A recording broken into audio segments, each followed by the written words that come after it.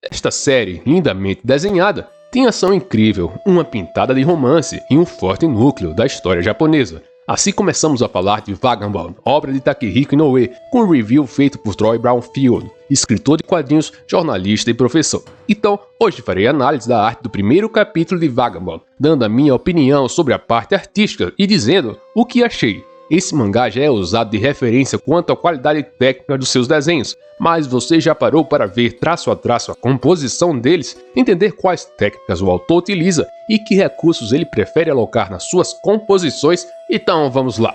E claro, se vocês gostarem desse vídeo, quem sabe ele não vire no futuro uma evolução da arte contando a trajetória completa do autor, desde os seus one-shots até as últimas obras. Então marca a presença aí e deixa o like.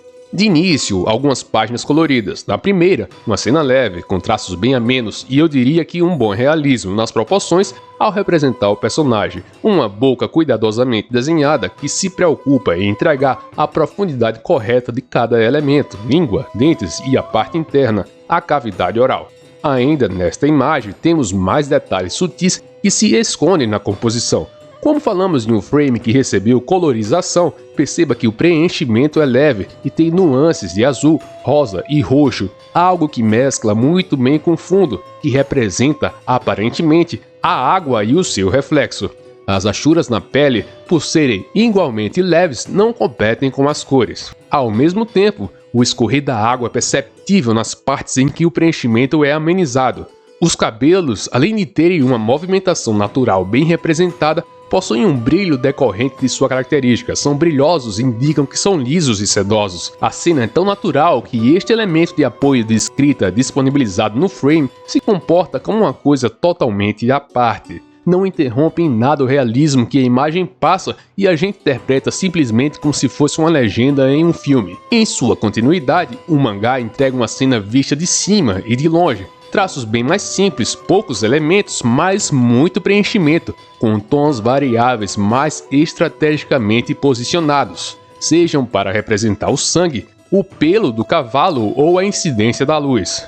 Neste primeiro momento, frames simples e sérios, totalmente quadrados, em uma roteirização completamente linear, de cima para baixo. Temos então nosso personagem representado em uma posição semelhante, mas ligeiramente diferente, em que há, desta vez, além dos apoios da onomatopeia, traços representando vibrações ou pequenos movimentos, o que acaba nos entregando finalmente a ideia de quadrinho, já que na impressão inicial, com toda essa cor, tudo aquilo parecia uma arte em um painel, o que é extremamente positivo. Uma mudança de perspectiva e um detalhamento e significação maior do ambiente em que estamos envoltos. Um resquício de uma batalha ou uma guerra, elementos com uma riqueza de detalhes maior no primeiro plano e uma simplificação ao fundo, com as cores ainda em enfoque, capricho ao representar as gotas que rebatem nos objetos, o design do capacete do soldado abatido e mais. O aspecto muda quando temos um foco em partes individuais do corpo daquele homem misterioso caído no chão.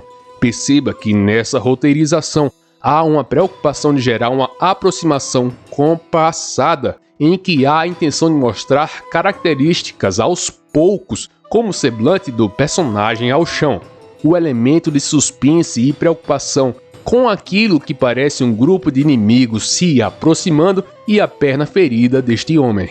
A mensagem que ele passa aqui é clara e nos diz que caso ele não haja rápido, algo pode acontecer, mas temos um agravante de um ferimento. Na arte, muito cuidado ao representar a sua vestimenta, principalmente as dobras e o sombreamento gerado por cada uma dessas dobras, achuras que incidem em angulações diferentes para gerar uma diversidade e um fácil discernimento entre as diferentes partes da composição. E um close no olhar, em duas preparações diferentes, ambas enaltecem bem a pupila e o cuidado que o autor dá ao representar o sombreamento dos olhos, indicando cansaço e desgaste. Até pequenas veias presentes naturalmente no glóbulo ocular são apresentadas. Achei bem interessante o acúmulo de achuras, inclusive até na parte interna dos olhos. Com um aspecto mais clean, no sentido de preenchimentos generalizados na composição, temos agora uma cena com um traçado mais definido e firme, em que a distinção de cada elemento se torna mais fácil ao olhar. e, aparentemente, uma preocupação maior na entrega da linha da arte. Em seguida, a melhor imagem colorida que entrega a feição do personagem. Uma composição belíssima, digna de estar pendurada na parede de uma exposição.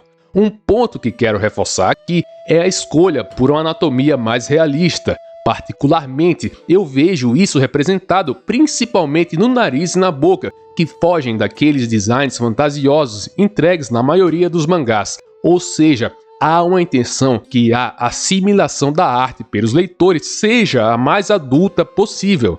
Continuando com aquela narrativa bem linear, eu percebo que as coisas acontecem de um modo bem lento, mas interessante. Aqui eu acho que há uma intenção de imergir o leitor na espera ou sofrimento prolongado que o personagem vive.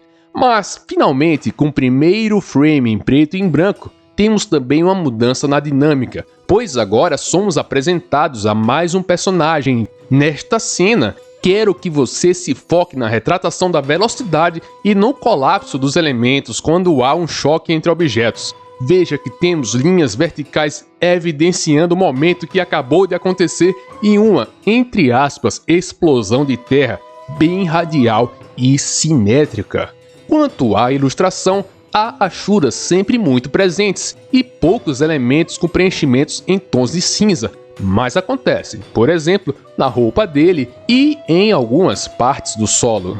Apesar de termos um realismo bem presente no nariz e na boca, creio que os olhos já têm um aspecto mais característico do autor. Por exemplo, os cílios se projetam em uma única linha para fora do rosto do personagem. Aos poucos somos apresentados a mais elementos da anatomia, e o aspecto geral de tudo me agrada muito. Os pés bem realistas, tanto quanto visto de lado ou do alto, e sombras extremamente bem projetadas e representadas. Inclusive quando há um acúmulo de bloqueio da luz, em que a sombra dentro da sombra recebe um tom mais escuro, como é o caso da sombra da lança. Perceba também que ambas estão se projetando no mesmo ângulo, impecável. Na mesma cena, percebemos efeitos de preenchimento que creio que sejam provenientes daquelas retículas manuais, tanto na vestimenta clara quanto na escura.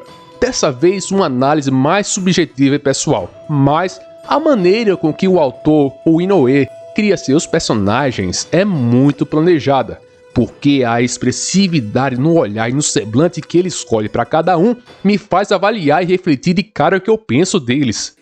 Basicamente, eu já consigo atribuir personalidade somente ao ver o rosto dos mesmos, como se eu estivesse na rua mesmo, assumindo a personalidade de cada pessoa que passa, somente ao observar o semblante e as características físicas, ou seja, o desenho é muito bom.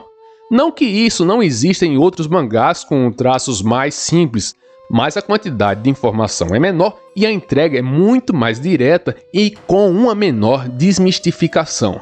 Eu acho que ele trabalha nas nuances de um modo que me permite assumir mais coisas do personagem, ou seja, o acúmulo de informações indiretas por frame entregue é incrível. A entrega linear dos painéis continua, e sinceramente eu não estou tão acostumado com essa formatação. Então talvez seja questão de costume, mas quem sabe um planejamento mais convencional aqui não entregasse uma dinamicidade maior. Eu imaginaria os 4 primeiros quadros divididos em 2 colunas de 2 e o último da mesma maneira que está agora. O que acontece, por exemplo, no frame seguinte. Então, o autor gosta realmente dessa diversificação. Eu acho que é bom. Agrada a gregos e troianos. Quando a noite chega, o peso do preto é bem acentuado. E com um belo jogo de câmera, temos as gramíneas em seu contorno abundantemente em preto, encobrindo metade da cena. Uma lua no alto e um céu que vai esmaecendo de cima para baixo, do preto para o cinza. De quebra, árvores com detalhamentos precisos nos veios e preenchimentos. Passamos de cena em cena e temos ótimas representações da vegetação. Quando o momento de ação finalmente chega, perceba que a composição dos quadros e os formatos desses painéis escolhidos mudam. Tem ângulos mais divergentes e dinâmicos que nos remetem a uma movimentação maior e intensa. Temos ainda aquele aspecto radial de explosão ao sangue ser expelido do corpo quando o personagem é atingido pela espada, e as linhas radiais aparecem para enfatizar ainda mais a ação. Um inimigo é apresentado à cena, e nele percebemos uma faixa etária maior, com feições bem distintas e características bem orientais, além de roupas típicas de um soldado. Logo depois, em uma cena extremamente bem elaborada, temos de novo aquele jogo de câmera baixa, onde vemos em enfoque a vegetação, um membro bem aproximado, a perna e o clímax acontecendo ao fundo. Se você dividir esse quadro na diagonal, perceberá como ele distribui bem os elementos da composição.